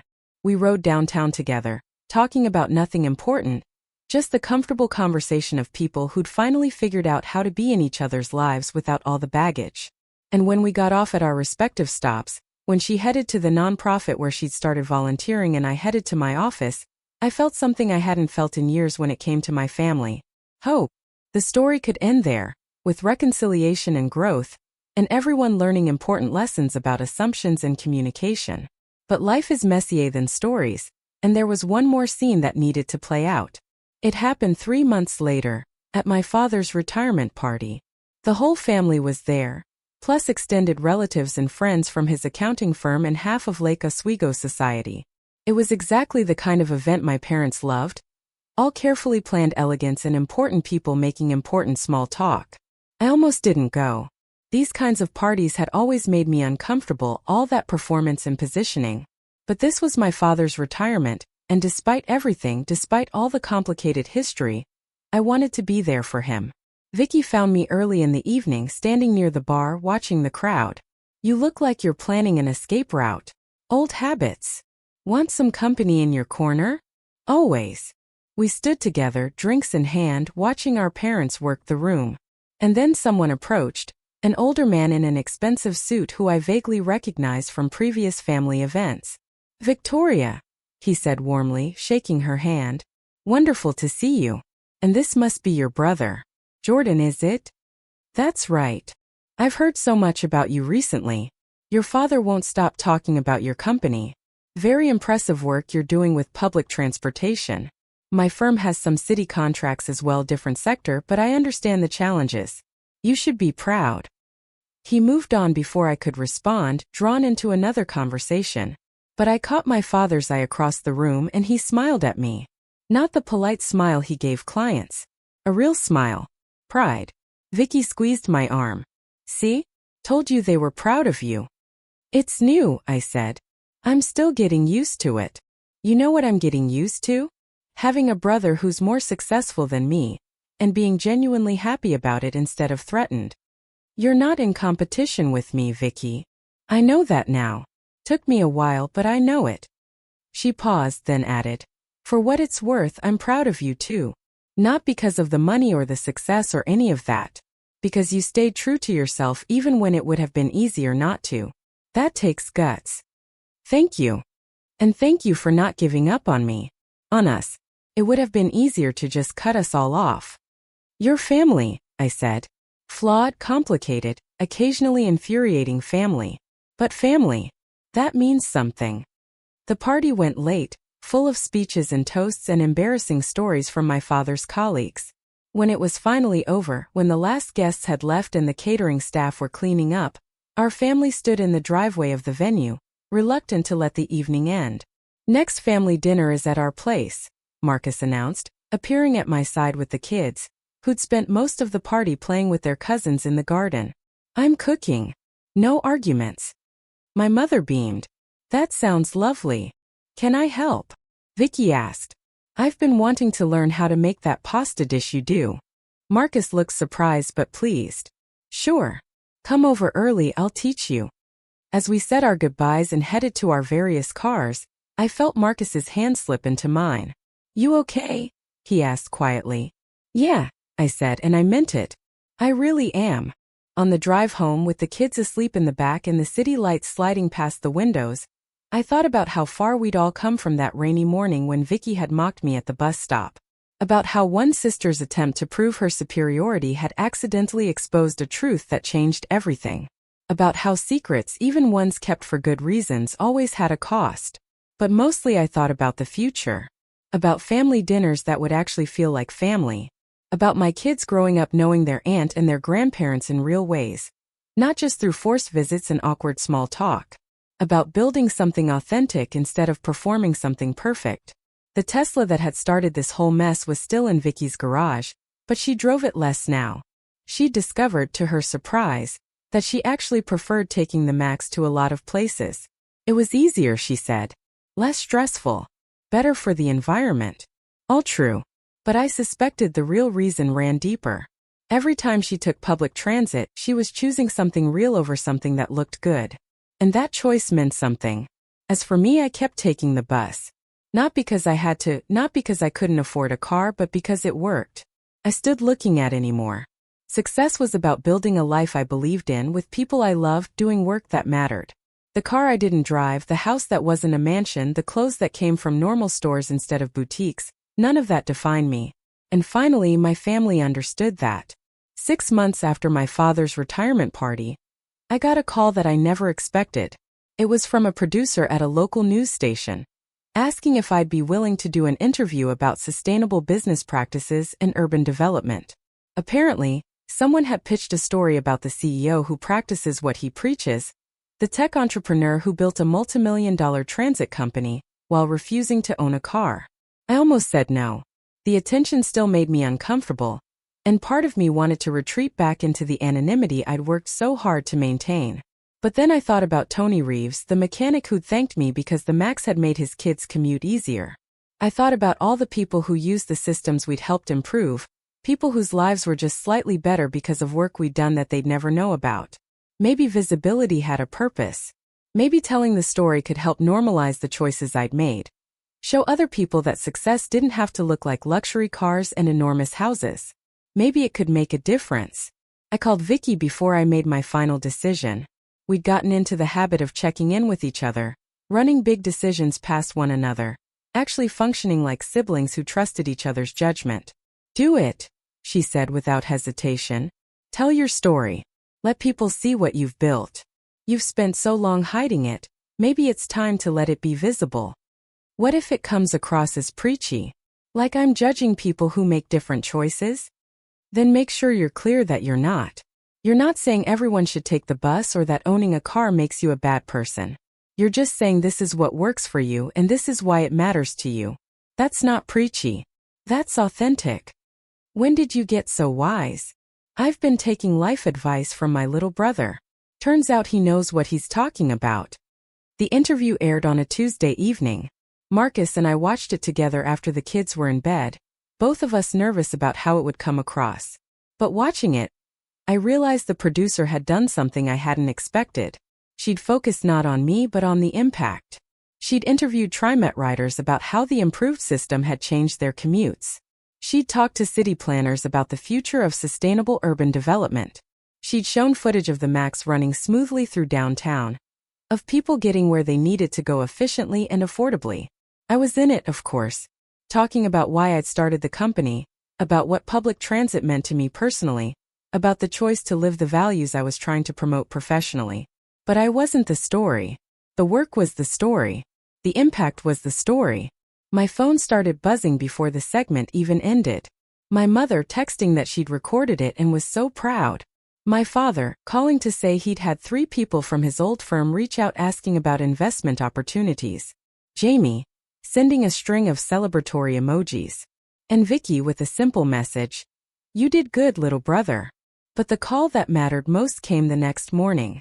It was from the mayor's office in San Francisco. They'd seen the interview. They wanted to talk about bringing our system to the Bay Area. It would be our biggest contract yet, potentially transforming not just how we operated but what we could accomplish. I sat in my office looking out at the city I'd grown up in, the city I'd never wanted to leave, and thought about how strange life was. A year ago, I'd been hiding my success from my family, keeping my two worlds carefully separated, convinced that was the only way to maintain peace. Now my worlds had collided, merged, become one complicated but honest whole. And somehow, that collision had opened doors instead of closing them. The San Francisco project took up most of my attention over the next few months. We hired more staff, expanded our office space, brought on consultants who specialized in large-scale urban systems. It was exciting and terrifying and exhausting in the best possible way. The kind of challenge that reminded me why I'd started this company in the first place. Through it all, my family was there. Not interfering, not offering unsolicited advice, just genuinely interested and supportive. My father came to the office once a week, ostensibly to have lunch with me, but really I suspected because he enjoyed talking to the team about what they were working on. My mother started volunteering with a local nonprofit that advocated for better public transit funding, bringing her considerable organizational skills to a cause she'd never paid attention to before. And Vicky became one of my most unexpected allies. She started a blog about sustainable living in Portland, documenting her journey from luxury car owner to regular Max rider. She wrote about the adjustment period, the small inconveniences, but also the surprising benefits. The money saved, the reduced stress, the sense of connection to her city that came from moving through it at ground level instead of isolated in a vehicle. Her blog got popular, picked up by local media outlets, shared widely on social media. People responded to her honesty, to her willingness to admit that she'd been wrong about something and was learning to do it differently. She wasn't preachy about it. She wasn't claiming moral superiority. She was just sharing her experience, and apparently that resonated. "I think I finally get it," she told me one day over coffee. We were at the same coffee shop where we'd had so many awkward conversations, but this time it felt different. Comfortable. Real.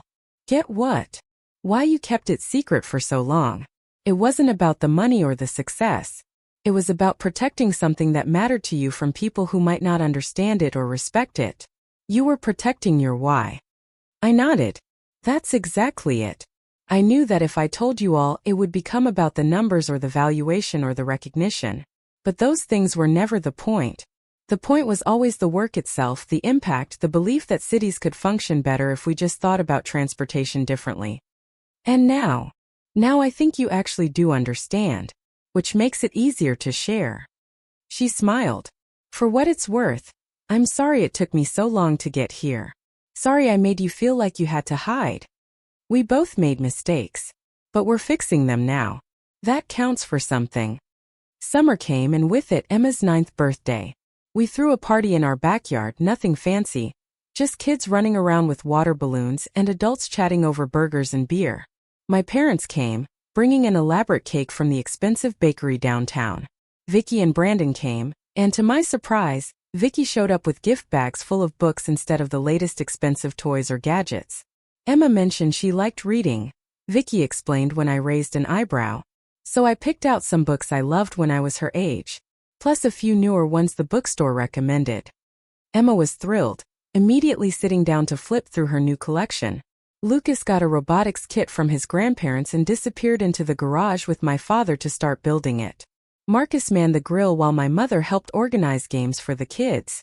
Brandon, surprisingly, turned out to be excellent at face painting, a skill none of us had known he possessed. It was chaotic and loud and imperfect, full of the kind of messiness that comes with actual family gatherings instead of carefully staged events. And standing in my backyard watching my daughter laugh with her aunt, watching my son geek out about circuits with his grandfather, watching Marcus and my mother coordinate the relay race like a well-oiled team, I felt something settle into place. This was what I'd wanted all along. Not recognition or validation or proof that my choices were right. Just this. Family that knew me and accepted me. People who understood what mattered to me and why. Space to be myself without performance or pretense. Later that evening, after most of the guests had left and the kids were winding down, Vicky and I found ourselves alone in the kitchen, wrapping up leftover cake and loading the dishwasher. "This was nice," she said, handing me a stack of plates. "Really nice.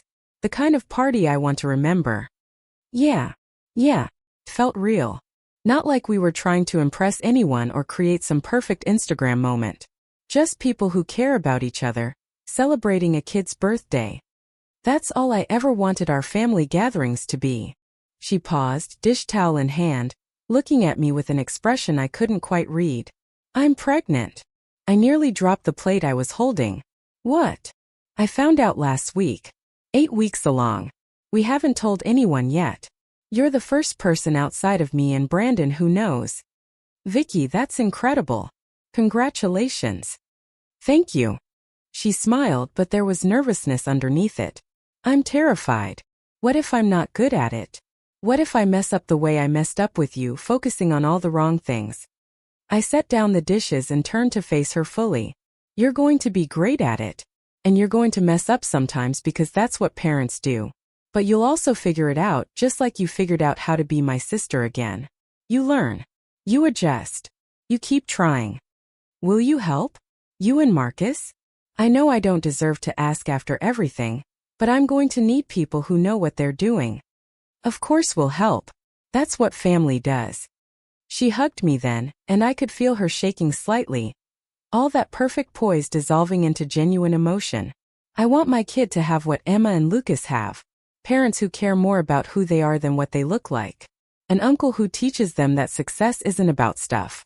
A family that's actually there for each other. They'll have all of that, I promised. We'll make sure of it. The pregnancy announcement to the rest of the family happened at Sunday dinner the following week, the regular family dinners at Marcus's house that had become a new tradition.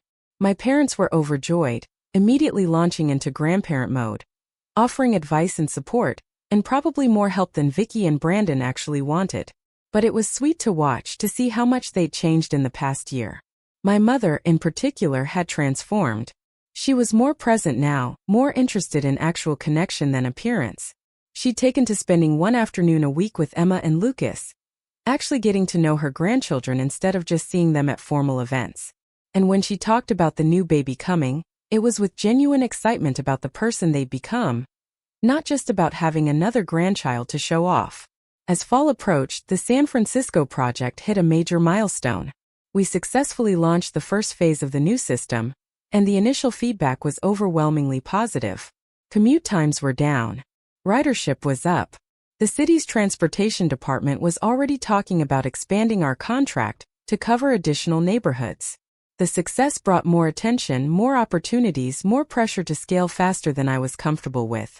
But I'd learned something over the past year about setting boundaries, about protecting what mattered, about saying no to things that didn't align with my vision even when they looked good on paper. We turned down 3 acquisition offers from larger tech companies. We declined to open offices in other cities, choosing instead to work remotely with local partners. We resisted pressure from investors to shift our focus toward profitability over impact. Every decision pushed back against conventional wisdom about how to grow a successful company, but every decision felt right. Jamie, who'd been with me since the beginning, asked me once if I ever regretted not taking the faster, more lucrative path. We were in the office late, finishing up a presentation for a potential client, and the question caught me off guard. "No," I said after thinking about it. "I mean, sure, we could be worth more on paper if we'd made different choices, but we'd also be something different. We'd be optimizing for profit instead of impact. And that was never the point. Even now, even knowing your family knows the truth, knowing you don't have to hide anymore? Especially now. Before, I was protecting the work from their judgment. Now I'm protecting it because I know how valuable it is. Not just to me but to the people whose lives it affects. That matters more than any valuation." Winter came to Portland the way it always did, with rain that felt less like weather and more like a state of being. I stood at my usual Max station one gray December morning, coffee in hand, watching the trains come and go, and thought about how little had changed in my daily routine despite how much had changed in my life. I still took the bus every day. I still lived in the same townhouse. I still wore the same unremarkable jacket. But the weight I'd carried, the constant management of perception, the exhausting work of keeping my two worlds separate, that was gone. In its place was something lighter, easier, more honest. My phone buzzed with a text from Vicky.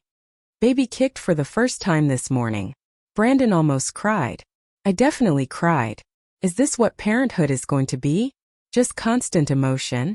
I smiled and typed back. Pretty much. But it's worth it. Coming to the ultrasound tomorrow? We're finding out if it's a boy or girl. Wouldn't miss it. Another text came through, this one from my mother. Don't forget Sunday dinner is at our place this week. Your father wants to show everyone his new smoker. Fair warning. He's been watching YouTube videos all week. And then Marcus, sending a photo of Lucas's latest robot creation, which appeared to be some kind of automated sock sorter. Your son is either a genius or has way too much free time. Possibly both. I looked at these messages, this evidence of a family that actually communicated, that included me in the mundane details of their lives, that treated me like someone whose presence mattered. A year ago my phone would have been quiet. Now it was full of the constant small exchanges that made up real relationships. The Macs arrived, and I boarded along with the usual morning crowd. Office workers and students and service industry employees heading to early shifts. People living their lives, getting where they needed to go, most of them completely unaware that the system they were using had been improved by work my company had done. That anonymity, that quiet impact, still felt more valuable to me than any amount of recognition. We'd built something that worked, that served people, that made daily life just a little bit easier for thousands of commuters. And we'd done it while staying true to values that mattered more than profit margins. The office was buzzing when I arrived. We just hired 5 new developers, and they brought an energy that reminded me of the early days, when it was just me and 2 friends in a basement apartment, believing we could change how cities thought about transportation. The scale was different now, but the core mission remained the same. Jamie met me at my office door with the usual coffee and schedule review, but also with a grin that suggested they had news. Seattle Metro just called. They want to extend our contract for another 3 years and expand into Tacoma and Spokane. Also, there's a reporter from the New York Times who wants to do a feature on sustainable business practices in the Pacific Northwest, and you're on the short list of people they want to interview. I set down my bag and looked at Jamie. What did you tell the Times? That I'd check with you. But Jordan, this is the New York Times. This is national exposure. This could open doors we haven't even thought of. Or it could turn us into something we're not. Make us into a story about a quirky CEO instead of a story about the work itself. You don't have to decide right now. Think about it. Talk to Marcus. But at least consider it. I did think about it, turning the question over in my mind throughout the day. Once upon a time, I would have said no immediately, would have retreated into privacy and anonymity. But I'd learned something this year about the value of visibility when it was used intentionally, when it served a purpose beyond ego or recognition.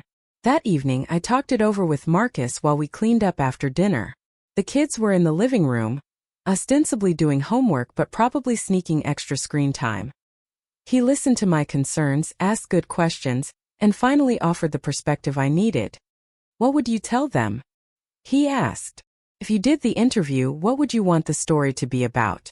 The work, the impact, the idea that you can build a successful company without compromising your values, that you can make choices that align with what you believe in and still thrive. Then that's your answer. Do the interview, but make sure they understand that's the angle you're willing to discuss. Your work, your values, your mission. Not your quirks or your family drama or any of the personal stuff that makes for clickbait but doesn't actually matter. You think I can control the narrative that much? I think you can try. And I think having that story out there, having more people understand that there are different ways to define success, that's probably worth the risk of some reporter getting it slightly wrong. He was right. He usually was. I called Jamie the next morning and told them to set up the interview, with clear parameters about what I was willing to discuss and what was off limits. The reporter agreed, and we scheduled it for the following month. Christmas came, and with it, the first family holiday that felt genuinely joyful instead of performative. We gathered at my parents' house, but the atmosphere was different from previous years. Looser. More relaxed. My mother didn't obsess over every detail being perfect. My father didn't spend the whole time networking with imaginary future clients. Vicky didn't compare her gifts to everyone else's or make comments about success markers. Instead, we just were. We ate too much food and played board games and laughed at my father's terrible jokes, and watched Emma and Lucas perform an elaborate play they'd written about robots saving Christmas. When Vicky's ultrasound photos got passed around, everyone oohed and awed with genuine excitement. When Lucas explained his latest invention to anyone who would listen, people actually listened instead of just nodding politely. Late in the evening, after the kids had crashed from sugar overload, and the adults were sitting around with coffee and leftover pie, my father stood up and cleared his throat. The room went quiet, everyone turning to look at him. "I want to make a toast," he said, raising his coffee mug. "To family. To the year we spent learning to actually see each other instead of just looking at each other. To Jordan for having the courage to be himself even when it would have been easier not to. To Vicky for having the humility to admit when she was wrong and the strength to change. To Patricia, who's shown me that it's never too late to become the kind of parent our kids actually need. And to all of us for figuring out that love means accepting people as they are, not as we wish they would be." We clinked our mugs together, and I saw my mother wipe away tears. Vicky was openly crying, her hand resting on her growing belly. Brandon looked uncomfortable with all the emotion but also oddly moved. And I felt something I hadn't felt in my family for as long as I could remember. Peace. The New York Times interview happened in January, conducted over video call by a reporter who'd clearly done her research. She asked smart questions about sustainable business models and the challenges of balancing profit with purpose. She wanted to understand not just what we did but why it mattered. Why I'd chosen this particular path in an industry obsessed with disruption and rapid scaling. I told her about growing up in Portland, about seeing how public transit connected communities and created opportunities. I talked about the environmental impact, the social justice implications, the way that good transportation infrastructure could transform cities. I explained why taking the bus wasn't a sacrifice but a choice that aligned with my values and my work. And when she asked about my family, about the rumors that I'd hidden my success from them for years, I was careful with my answer. I kept my professional and personal lives separate for a while, because I needed space to build something without external pressure or expectations. But eventually those worlds merged, and that's been good for everyone. My family understands now what I'm trying to accomplish, and their support means more than I can express. The article ran in early February, accompanied by photos of me on the Max and at the office, surrounded by my team. The headline read, "The CEO Who Takes the Bus. How One Entrepreneur is Proving You Can Build Success Without Selling Your Soul." It was a good piece. Fair, thoughtful, focused on the right things. It generated exactly the kind of attention we'd hoped for, inquiries from cities we'd never worked with, interest from investors who understood what we were trying to do. But it also generated something unexpected. 3 days after the article ran, I got an email from a college student in Chicago. She was studying urban planning and had read the piece. She wanted to know if we hired interns, if there was a way for her to learn from what we were doing. By the end of the week, I'd received 47 similar emails from students around the country, all of them eager to work in sustainable transportation, all of them inspired by the idea that you could build a career around values instead of just profit. We hired 3 of them for summer internships. One of them, a brilliant kid from Austin named Devin, ended up joining the team full-time after graduation. Years later, they'd become one of our lead developers, but in that moment, they were just another young person who wanted to believe that work could mean something beyond a paycheck. Spring brought Vicky's baby shower, held at her house but organized by my mother and me in a collaboration that would have been unthinkable a year earlier. We kept it simple, focused on the people Vicky actually cared about rather than trying to impress Lake Oswego society. The guest list was small. The decorations were modest. The food was good but not catered by some impossibly expensive service. And Vicky glowed through all of it, genuinely happy in a way I'd rarely seen her. She'd stopped trying to perform perfection somewhere along the way, and what remained was just her. Imperfect, uncertain, excited, scared, real. "I keep thinking about what kind of parent I want to be," she told me while we were setting up before guests arrived. "And I keep coming back to you and Marcus. The way you are with Emma and Lucas. Present. Engaged. Not worried about whether their accomplishments make you look good. Just loving them for who they are. You'll figure it out, I assured her. And you'll have help. All of us. That's what family is for. Promise me something? What? Promise me that if I start turning into the person I used to be, if I start caring more about appearances than reality, you'll call me out on it. Don't let me pass that on to my kid. I promise. But I don't think you will. You've changed too much. You know better now. She smiled, resting her hand on her belly. I hope you're right. The baby came in late May, a girl they named Clara. I was at the hospital within an hour of getting Vicky's call, along with my parents and Marcus and the kids. We crowded into the waiting room and then, when visiting hours allowed, into her room, passing around this tiny new person who just joined our complicated, messy, wonderful family. Watching Vicky hold her daughter, seeing the fierce protectiveness and overwhelming love on her face, I thought about how far we'd all come, about the secrets that had divided us, and the honesty that had brought us back together, about the assumptions we'd made and the truths we'd finally accepted. Clara would grow up knowing her uncle took the bus by choice.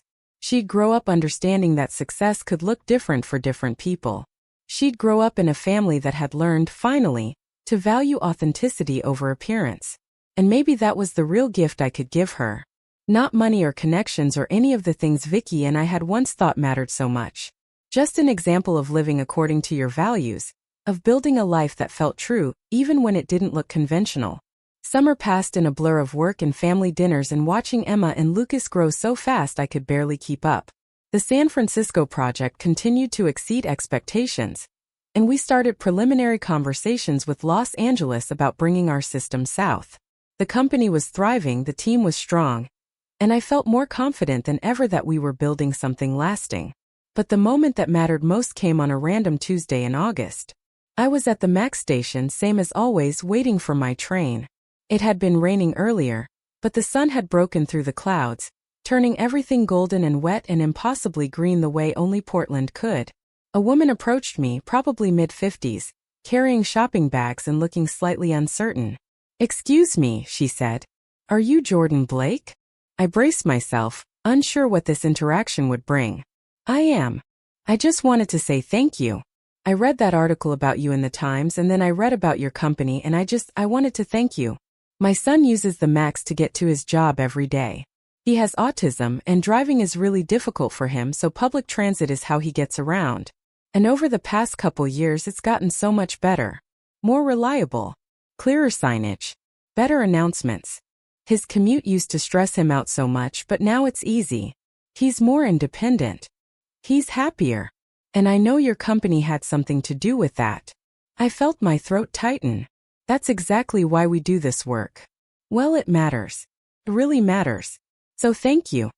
She walked away before I could say anything else, disappearing into the crowd of commuters. The MAX arrived and I boarded, but I couldn't stop thinking about what she'd said. About her son. About all the people whose lives were quietly, invisibly better because of work we'd done. That was success. Not the valuation or the contracts or the articles. That. A mother thanking me because her son's commute was easier. That was everything. I texted Marcus from the train. Just had a moment that reminded me why all of this matters. He replied immediately. "Tell me about it tonight. Also, Emma wants tacos for dinner. Your vote? Tacos win every time." That's what I told her. "See you at home." Home. That word meant something different now than it had a year ago. It wasn't just the townhouse on Division Street. It was the life I'd built there. The family I'd created and the family I'd repaired. The work that gave me purpose and the people who gave me joy. All of it together. Integrated instead of compartmentalized. Honest instead of hidden. I got off at my stop and walked the 3 blocks to my house. And when I opened the door, I heard the beautiful chaos of my family. Emma and Lucas arguing about whose turn it was to pick the movie. Marcus in the kitchen, something sizzling on the stove. Normal sounds. Everyday sounds. The sounds of a life that didn't look impressive from the outside but felt exactly right from the inside. And somewhere across town, in a house much bigger than mine, my sister was probably dealing with her own beautiful chaos. Figuring out feeding schedules and diaper changes, and all the million small challenges of new parenthood. Learning that love was messier and harder and more rewarding than she'd ever imagined. We'd both found our own versions of success. Different paths.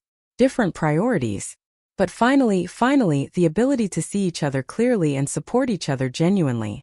That night, after tacos and after the movie, Emma had won the right to choose.